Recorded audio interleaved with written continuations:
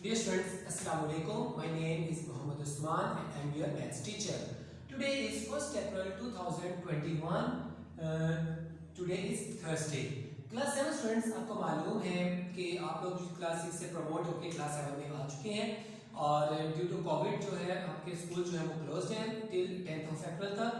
तो हम आपको ऑनलाइन क्लासेस में भी टीच करेंगे और साथ ही साथ हम आपके लिए वीडियोस बना रहे हैं कि अगर आपको कोई क्वेश्चंस में प्रॉब्लम है तो इन वीडियो से, इन रिकॉर्डेड वीडियो से आपको बहुत ज़्यादा हेल्प मिलेगी। ठीक है बेटा, तो आपको मालूम है कि यूनिट नंबर 1 जो है आपकी बुक काउंटडाउन 7 का, उसका नेम है ऑपरेशंस ऑन सेट्स।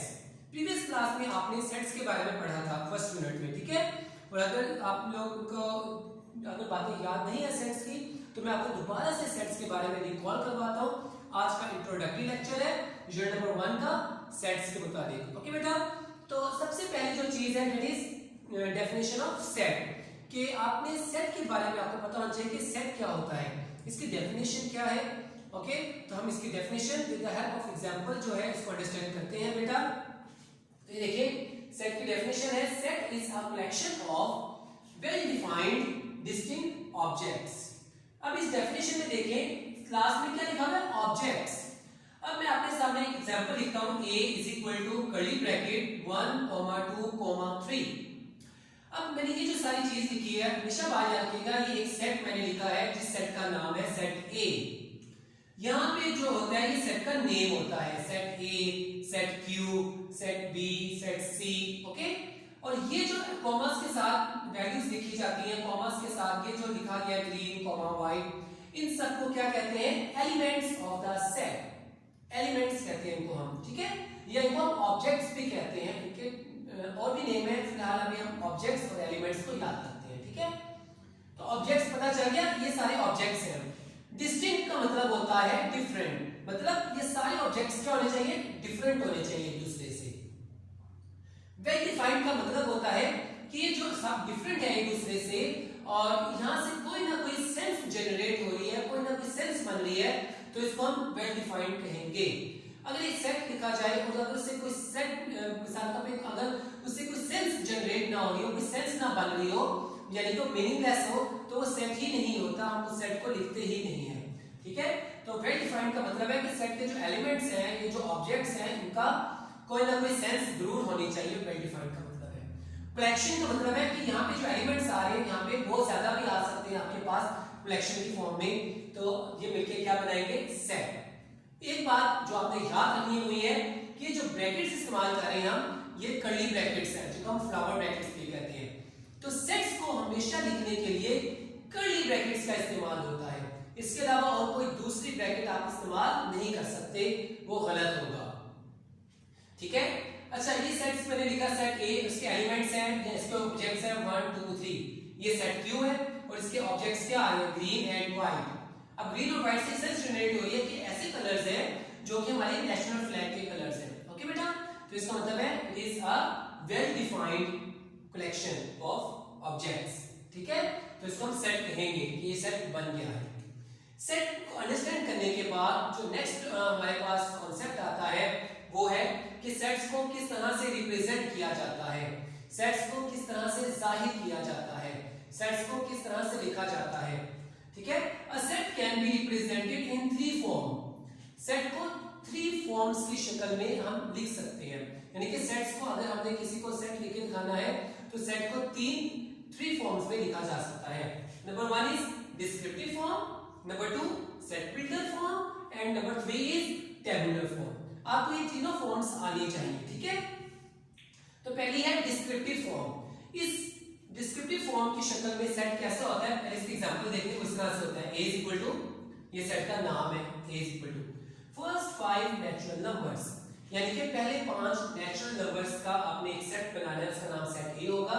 तो ये इंग्लिश टाइप सेंटेंस है ना, तो जो इंग्लिश टाइप सेंटेंस होता है यानी कि डिस्क्राइब किया होता है आपने किसी चीज को, तो डिस्क्राइब से बन गया डिस्क्रिप्टिव।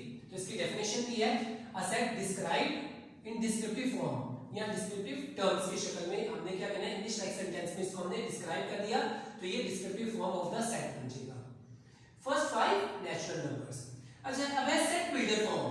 इसमें क्या होता है, इसकी डेफिनेशन है a set written as a rule, यानी कि जिस सेट को एक रूल के तहत लिखा जाएगा, एक रूल के तौर पर लिखा जाएगा, एक उसूल के तौर पर लिखा जाएगा, उसको हम सेट बिल्डर फॉर्म कहेंगे।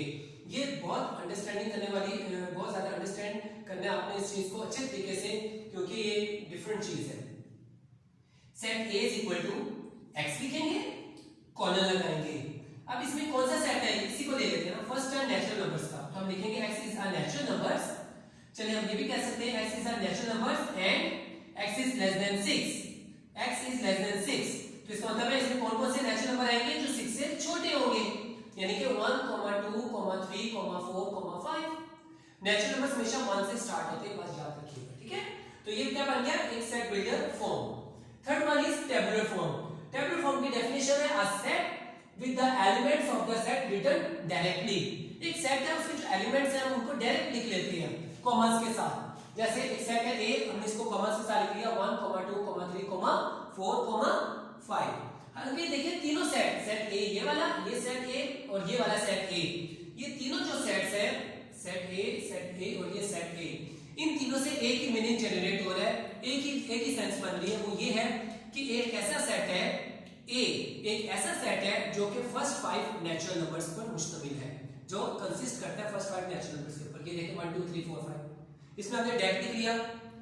इसमें क्या लिखा, फर्स्ट 5 नेचुरल नंबर्स, इसमें आपने इंग्लिश लाइक सेंटेंस लिख लिया। और इसमें एक रूल के तहत लिख लिया कि x colon x is a natural number.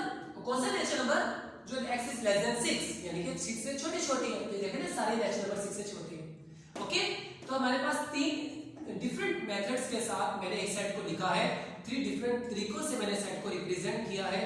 तो इनको हम क्या कहते हैं, representation of a set. Next जो टॉपिक है that is types of sets. आपने सेट्स की टाइप्स के बारे में पता होनी चाहिए आपको, ठीक है। और थ्रू आउट द चैप्टर जो है इनका बहुत ज्यादा इस्तेमाल भी होगा, आपको इनका कॉन्सेप्ट पहले से आइडिया हो, इनकी डेफिनेशंस आपको लर्निंग हो। ओके, इनकी डेफिनेशंस को भी आपने याद रखना है। तो इनकी डेफिनेशन बुक का पेज नंबर 6 और 7 के ऊपर आपको मिल जाएंगी। आपने वहां से इनकी डेफिनेशंस विद एग्जांपल्स आपने तैयार करनी है, ठीक है। मैं आपको कॉन्सेप्ट देता हूं। फर्स्ट सेट जो है टाइप्स ऑफ सेट में, वो है एम्प्टी सेट। एम्प्टी सेट एक ऐसा सेट होता है जिसमें एलिमेंट्स बिल्कुल भी नहीं होते, यानी कि खाली सेट। एम्प्टी का मतलब खाली, जैसे एक एम्प्टी गिलास है, उसके अंदर कुछ भी नहीं है, गिलास खाली है। इसी तरह एक सेट है वो एम्प्टी हो सकता है। और इसकी मिसाल ऐसे है, A is equal to this. अभी देखिए एक सेट लिखा A और ये सेट वाली ब्रैकेट्स इस्तेमाल की, कर्ली ब्रैकेट्स, और बीच में कोई एलिमेंट नहीं आ रहा। जब कुछ भी एलिमेंट नहीं आ रहा होगा तो उसको हम क्या कहेंगे, empty set. A set with no elements is called empty set. Number 2, finite set या फाइनाइट सेट। फिनिट सेट क्या होता है, एक ऐसा सेट होता है कि जिसमें जो एलिमेंट्स होते हैं वो क्या होते हैं, लिमिटेड होते हैं, यानी कि जिनको काउंट किया जा सकता है। जैसे सेट A में फॉर एग्जांपल एक लिखता हूं 1, 2, 3 अप टू सो ऑन 99, तो मैं इन सारे नंबर्स को गिन सकता हूं कि 1 से लेकर 99 तक हैं, यानी कि जो लिमिटेड है, जिनको महदूद किया गया है, जिनको हम काउंट कर सकते हैं, काउंटेबल है, that is called finite set. और इनफाइनाइट सेट क्या होता है, a set whose elements cannot be counted। एक ऐसा सेट जिसके एलिमेंट्स काउंट ही ना कर सकते हो, या हम ये भी कह सकते हैं a set whose elements are unlimited। एक ऐसा सेट जिसके एलिमेंट्स अनलिमिटेड होंगे, यानी कि जिनकी कोई लिमिट नहीं होगी। फॉर एग्जांपल ये देखिए सेट A में लिखता हूं 1 और इसमें लिख देता हूं साथ में 4, 8, 12 सो ऑन, चलते जा रहे हैं, कोई लिमिट है ही नहीं। तो ये कौन सा सेट बन जाएगा, इनफिनिट सेट। जिसके एलिमेंट्स लिमिटेड होंगे वो फिनिट सेट होगा। A set whose elements are unlimited is called infinite set। Okay बेटा, नेक्स्ट है डिसजॉइंट सेट्स। डिसजॉइंट वर्ड निकला है डिफरेंट से। अब 2 सेट्स है, एक सेट है A, उसमें आ रहा है 1, 2, और एक सेट है B, इसमें आप ले लो इसमें 7 और 11। अब ये 2 सेट्स देखें, इनके जो एलिमेंट्स हैं एक दूसरे से टोटली डिफरेंट है। तो ये दोनों सेट्स क्या कहलाएंगे, A and B are disjoint sets. Okay बेटा, नेक्स्ट है ओवरलैपिंग सेट्स। इसको एग्जांपल से समझ लेते हैं। मिसाल का एक सेट है A 1, 2, 3, 4 और एक सेट है B, इसमें आ रहा है 3, 4, 5, 6। अब सेट A और B को गौर से देखिए। सेट A और B में कुछ एलिमेंट्स कॉमन नजर आ रहे हैं आपको, कुछ एलिमेंट्स, यानी कि इसमें भी 3 आ रहा है, इसमें भी 3 है, इसमें 4 है, इसमें भी 4 है। जब टू सेट्स में चंद एलिमेंट्स कॉमन आ रहे होते हैं तो उन सेट्स को हम नेम देते हैं ओवरलैपिंग सेट्स का। अंडरस्टैंड? इन दोनों सेट्स में क्या आएगा कॉमन? कुछ भी नहीं, तो ये तो हो गए डिफरेंट यानी कि डिसजॉइंट सेट्स। इनमें कुछ एलिमेंट्स कॉमन आ रहे हैं इसलिए ये ओवरलैपिंग सेट्स कहलाएंगे। नेक्स्ट जो डेफिनेशन है वो क्या है टाइप्स ऑफ सेट में? इक्विवेलेंट सेट्स की। इक्विवेलेंट सेट्स क्या होते हैं? अब इसको एग्जांपल से देखें। मिसाल के पे आपके पास सेट है ए, उसमें लिखा हुआ है 1 2 3 4, और आपके पास एक सेट है बी, इसमें लिखा हुआ है डी ई एफ जी। अब ये दोनों सेट्स जो हैं इनको गौर से देखेंगे तो आपको एक बात पता चलेगी कि सेट ए के जो एलिमेंट्स हैं उनमें कितने एलिमेंट्स आ रहे हैं सेट ए के अंदर? 4, 1 2 3 4 एलिमेंट्स हैं।